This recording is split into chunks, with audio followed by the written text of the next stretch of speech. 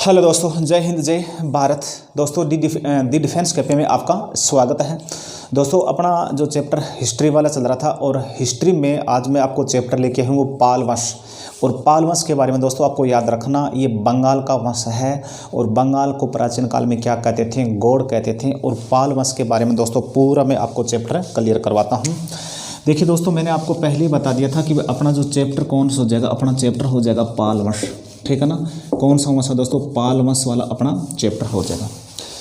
पाल वंश के बारे में अगर बात करूँ ना, ये पाल वंश का उदय कहाँ हुआ था, तो पाल वंश का उदय वर्तमान में जो पश्चिम बंगाल है वहाँ पाल वंश का क्या हुआ था, उदय हुआ था। और प्राचीन काल में अपन क्या कहते हैं, बंगाल कहते थे। ठीक है ना। और बंगाल के बारे में अगर दोस्तों अपन बात करें कि दोस्तों जो बंगाल है ना, बंगाल और बंगाल को ही प्राचीन काल में अपन क्या कहते हैं दोस्तों, गौड़ कहते थे।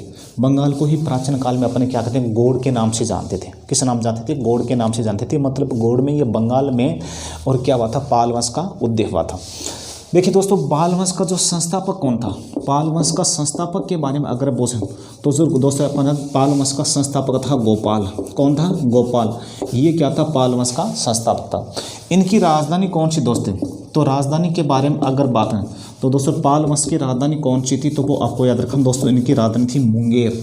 मतलब मुंगेर पाल वंश की राजधानी पे थी। संस्थापक कौन था, तो वो आपको याद रखना, गोपाल इस वंश का संस्थापक था।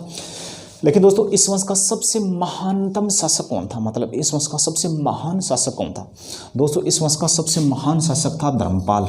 इस वंश का सबसे महान शासक कौन था दोस्तों, आपको याद रखना, धर्मपाल।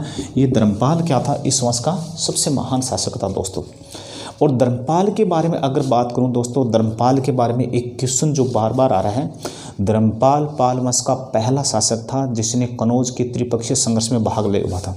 दोस्तों आपको याद रखना, ये जो कनौज है ना, ये कनौज कहाँ पड़ता है, तो दोस्तों आपको याद रखना, कनौज यूपी में पड़ता है। कहाँ पड़ता है, यूपी में। इस कनौज को लेकर क्या हुआ था प्राचीन काल में, इस कनौज के लिए क्या हुआ था प्राचीन काल में, और एक संघर्ष हुआ था। और इस संघर्ष को अपन कहते हैं त्रिपक्षीय संघर्ष। इस संघर्ष को अपन क्या कहते हैं, त्रिपक्षीय संघर्ष कहते हैं दोस्तों।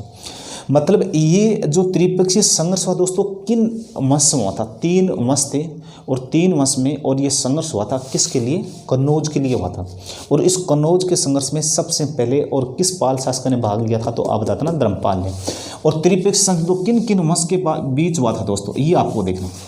एक तो दोस्तों हो जाएगा, मैंने बता दिया कि एक तो हो जाएगा पाल वंश। कौन सा हो जाएगा, पाल वंश। ये तो था बंगाल का। दूसरा था दक्षिणी भारत का, मतलब साउथ इंडिया का एक वंश था, उसको नाम था राष्ट्रकूट वंश। कौन सा हो जाएगा, राष्ट्रकूट वंश। ठीक है ना। और एक आगे वाला दोस्तों कौन सा वंश है, आगे वाला वंश है दोस्तों गुर्जर प्रतिहार वंश। कौन सा वंश हो जाएगा, गुर्जर प्रतिहार वंश। ठीक है ना, गुर्जर प्रतिहार वंश। ठीक है ना, गुर्जर प्रतिहार वंश। ये 3 वंश है दोस्तों। ये 3 वंश के शासकों में कनौज के लिए क्या हुआ था, एक संघर्ष हुआ था। और उसी संघर्ष को अपन क्या कहते हैं, त्रिपक्षीय संघर्ष कहते हैं। और इस त्रिपक्षीय संघर्ष में किस पाल शासक ने भाग लिया था, तो दोस्तों आप बता देना, इसमें भाग लिया था धर्मपाल ने। ठीक है। और धर्मपाल इस वंश का सबसे महान शासक था दोस्तों। एक सबसे बड़ी बात है दोस्तों, ये त्रिपक्षीय संघर्ष के बारे में बताया। एक सबसे बड़ी बात है, जो पाल वंश के शासक थे ना, वो बौद्ध धर्म के बड़े अनुयायी थे, या बौद्ध धर्म को जो सबसे ज़्यादा जो संरक्षण दिया था, मतलब सम्राट अशोक के बाद में जो बौद्ध धर्म को जो सबसे ज़्यादा जो संरक्षण दिया था, वो किसने दिया था दोस्तों, आपको याद रखना, पाल वंश के शासकों ने दिया था।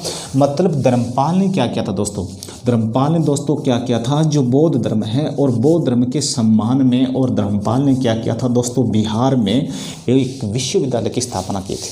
और उस विश्वविद्यालय का नाम था दोस्तों विक्रमशिला विश्वविद्यालय। तो दोस्तों आपको ये पूछ लीजिए, जो विक्रमशिला विश्वविद्यालय है, ठीक है ना, जो विक्रमशिला जो विश्वविद्यालय है, और विक्रमशिला विश्वविद्यालय की स्थापना किसने की थी, तो दोस्तों बता देना, विक्रमशिला विश्वविद्यालय की स्थापना पाल शासक धर्मपाल ने की थी। कहाँ है, बिहार में। और ये किस धर्म से संबंधित है, तो ये बौद्ध धर्म से संबंधित है। और मैंने आपको पहले ही बता दिया था कि बौद्ध धर्म को जो सबसे ज़्यादा जो संरक्षण दिया था, बौद्ध धर्म को ज़्यादा जो संरक्षण देने वाला वंश कौन सा है, तो दोस्तों बौद्ध धर्म को जो संरक्षण देने वाला वंश भी पाल वंश है। ठीक है ना। और इन्हीं के समय बौद्ध धर्म का सबसे ज़्यादा क्या हुआ था, उत्थान हुआ था दोस्तों। इस धर्मपाल के बाद में आगे वाला पाल वंश का शासक कौन हुआ था, आगे वाला देवपाल। आगे वाला कौन हुआ था, आगे वाला दोस्तों कौन सा शासक हुआ था, तो वो आप बता देना सर, आगे वाला शासक हुआ था देवपाल। ठीक है ना। और इस देवपाल के समय दोस्तों एक अरब यात्री भारत आया था। इस देवपाल के समय एक अरब यात्री भारत आया था और उस अरब यात्री का नाम था सुलेमान। उस अरब यात्री का क्या नाम था? सुलेमान। मतलब अरब यात्री, ये जो सुलेमान है ना, ये सुलेमान ये पाल शासक देवपाल के समय भारत आया था। उसने ये बताया था, सुलेमान ने बताया था कि भाई उस समय जिस समय ये अरब यात्री सुलेमान भारत आया था कि जो पाल वंश था एक सबसे महान शासक था, और पाल वंश का जो शासक देवपाल था वो भारत का सबसे महान शासक था। ये किसने बताया था? ये अरब यात्री सुलेमान ने बताया था। और इसके अलावा अरब यात्री सुलेमान ने पाल वंशी शासकों को रूहम्मा कहा था। रूहम्मा मतलब है धर्मभ्रष्ट, मतलब उनको क्या कहा था? धर्मभ्रष्ट भी कहा था।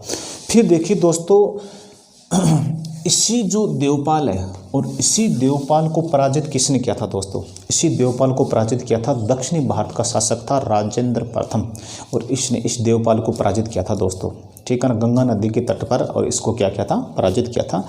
अब आगे वाला दोस्तों पाल वंश का शासक कौन होता है? तो आगे वाला दोस्तों पाल वंश का शासक होता है महिपाल। कौन होता है? महिपाल। और इसको दोस्तों आपसे बता सकते, ये जो पाल वंश का, इसे महिपाल को दोस्तों पाल वंश का वास्तविक संस्थापक माना जाता है। आपसे पूछा जाए भाई कि पाल वंश का वास्तविक संस्थापक कौन है, तो दोस्तों आपको याद रखना, पाल वंश का वास्तविक संस्थापक धर्मपाल को माना जाता है। किसको माना जाता है? धर्मपाल को पाल वंश का वास्तविक संस्थापक माना जाता है। ये देखिए दोस्तों, मैंने आपको जो पाल वंश वाला जो चैप्टर है मैंने लगभग आपको क्लियर करवाते हैं, और क्वेश्चन यहाँ से एक बार आप क्लियर कर लेना, बार बार यहाँ से क्वेश्चन उठ रहा है, और अपने दोस्तों को ज़्यादा से ज़्यादा शेयर करना। और जय हिंद, जय भारत दोस्तों।